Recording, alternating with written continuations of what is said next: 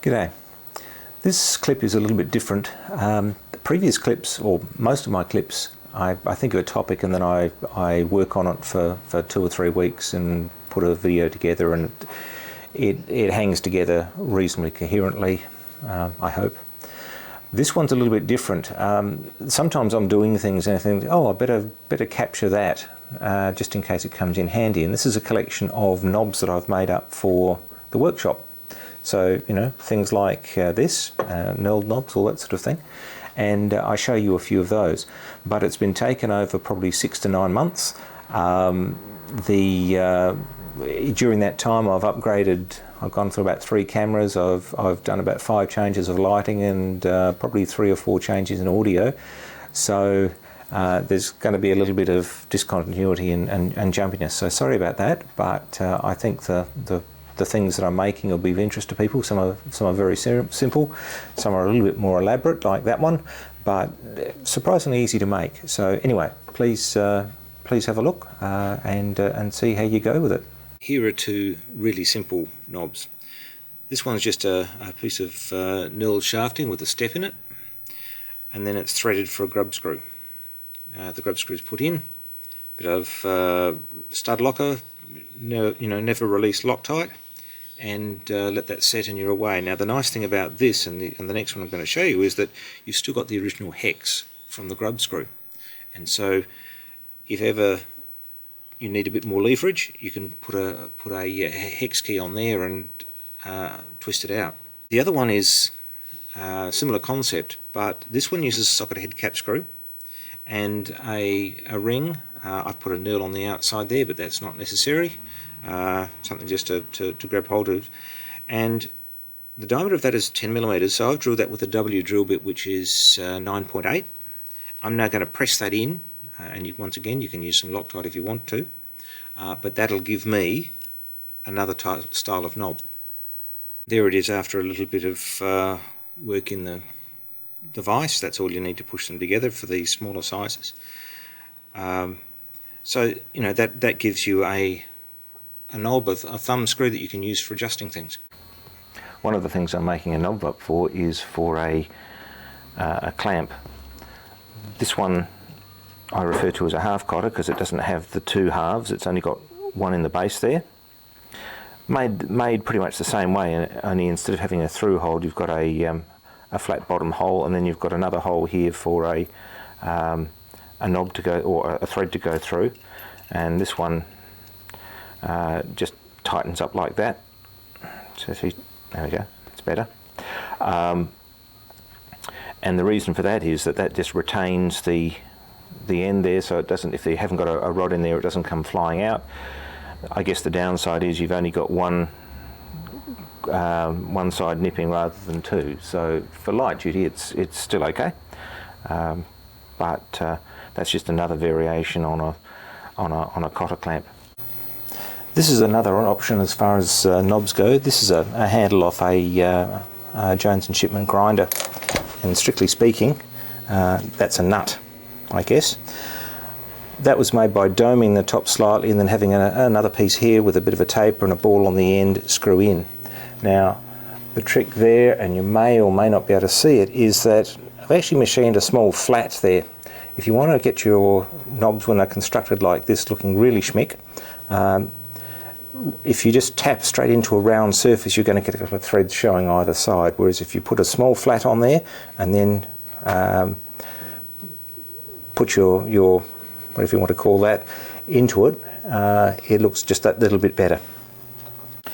This is yet another camera holding bracket for the shed here. The knobs on here are just a knurled nut, really, nothing special about them.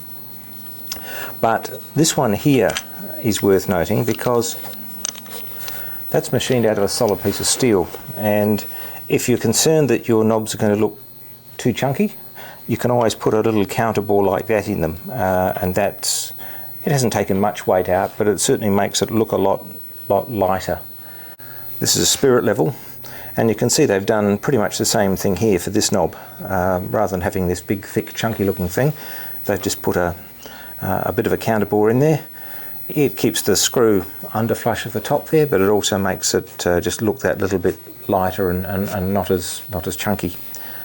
Another type of knob is this style. This is an indicator stand, and with a one-touch knob, and the knobs are actually quite easy to make. Most recently I made a couple up for an enlarged version of this. This is going to be a light stand. Basically it's a disc on a stem with a bit of a crown on the front, and then you come along, and in this case it's 8 lobes on there, just done with an end mill on a rotary table. You could do 6 or whatever the heart desires. This is one of those parts where it's actually a little more effort to make too, and so what I'm going to do is I'm going to turn up my stock to give me 2 blanks back to back. Then I'm going to part them off, hold onto the stem, put the crown on, and go from there. The other thing that it's worth thinking about with these is aluminium doesn't hold a thread all that well. Well, you can put a thread in aluminium, but it doesn't cope with the wear and tear. And so these have got a steel insert pressed into them, which has got the actual thread into it, a bit of Loctite. If you wanted to anodise your parts, then you'd leave the insert out, anodise them, then push the insert in, and away you go. There's my blank. The recess there, I just used a small tool, decent relief on the back edge there to come and plunge in there. That's not really necessary, it just aesthetically it just looks a little bit nicer, looks a little bit lighter. I've drilled some 14 diameter holes in there, and I'm going to put a steel plug in there as I showed earlier. And then I've come along and marked out the centre, and so I'm now going to part that off, and that should give me 5 or so millimetres clearance of the tip of the hole. I'll check that out, and then I'll just face that off, clean up the outside, and dome it. Just for those who are interested, they are the dimensions that I'm working to. So yeah, there's the recess, about 12, 15. This is at a bit of a diameter 50 bar stock, so that's what that is.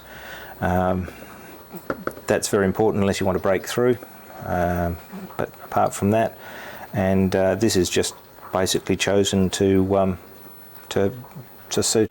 I have one of the blanks mounted up in the 3-jaw chuck. I've got some copper there, as you can see, to sort of protect the aluminium. These jaws are rather aggressive in the serrations on them. You can see that there.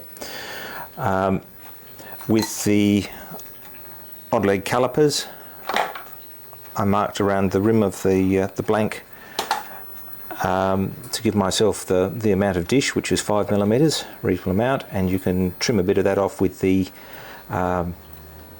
lathe tool, or you can just tack it with, as I have with the file.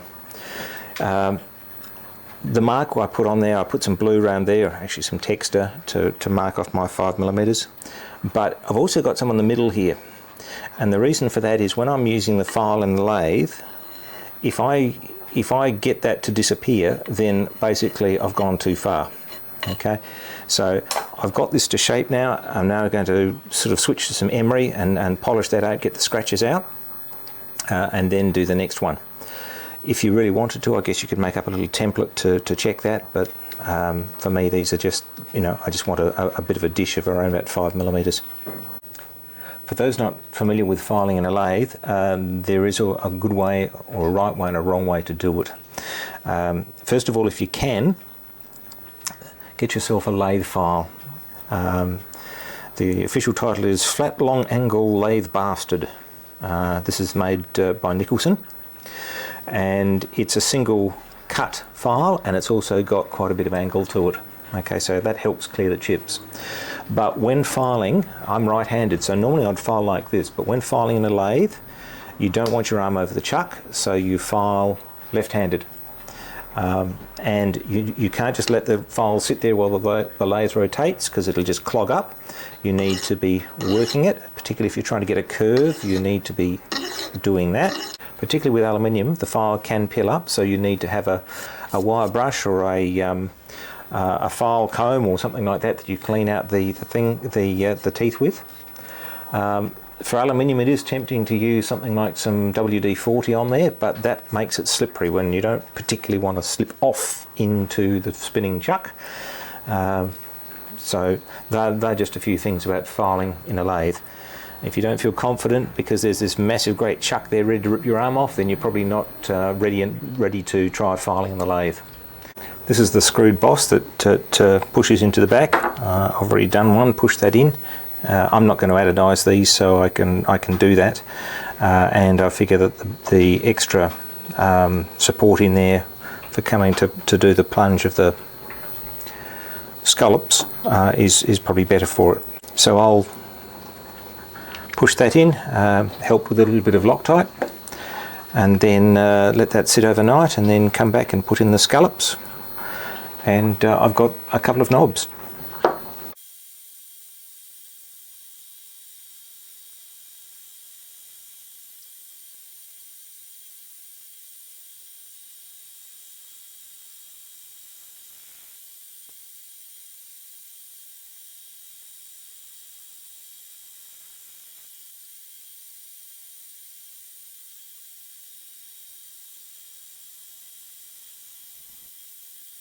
Thanks for watching, and if you like it, please share.